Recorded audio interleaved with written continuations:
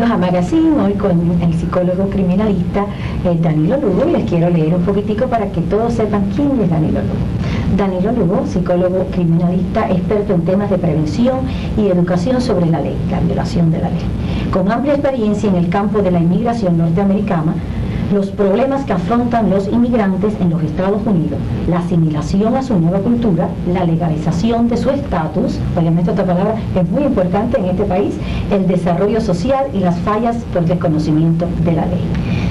Miembro del Inmigrante Internacional de las Naciones Unidas de Nueva York, que por supuesto es una organización que se dedica al desarrollo de los inmigrantes, miembro de la Comisión de Prevención del Crimen del Estado de la Florida, miembro de la Federación Americana de Policías y miembro de la División Internacional de Servicios Especiales de Prevención y Educación sobre la Justicia Criminal en los Estados Unidos. Con ustedes Danilo Lugo, que como todos ustedes conocen, a cada ratico viene y me hace mi muy buen programa, y te lo agradezco muchísimo que te tomen este ratico.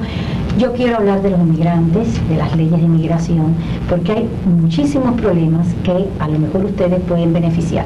Así que encantada, Danilo.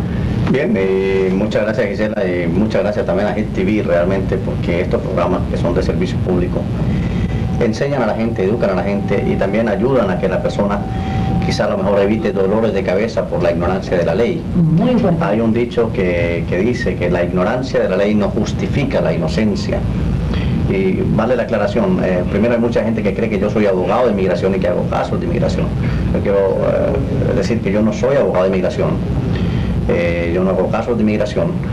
Soy experto en problemas de la violación de la ley, o sea, cómo evitar que la gente viole la ley porque no conoce cómo es la ley.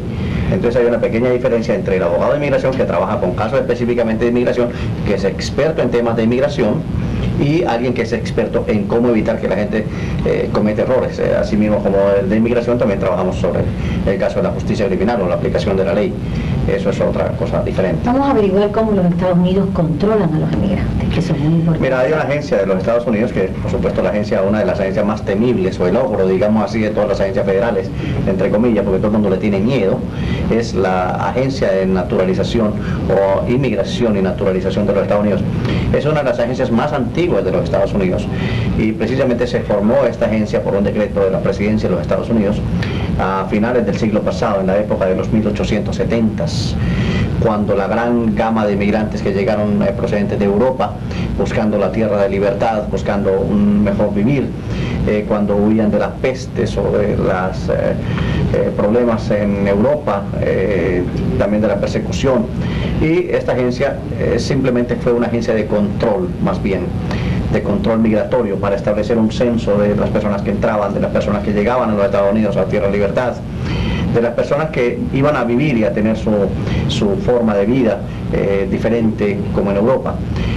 Inclusive hay anécdotas muy crueles, muy terribles.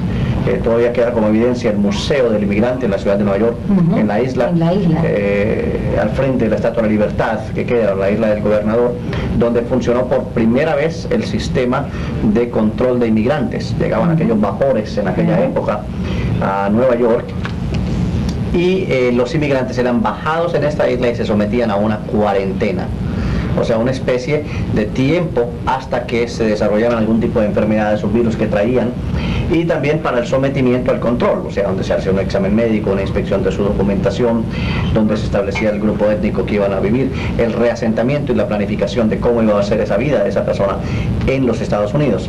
Esa isla, en esa época se llamó la Isla de las Lágrimas, o la Isla de los Lamentos, como lloraron personas porque ahí. Muchas familias eran desmembradas, ya que alguno de los miembros no podía entrar porque traía el cólera, porque traía alguna infección, porque traía algunas situaciones que no lo dejaban entrar a Estados Unidos, y pues lógicamente era devuelto a Europa.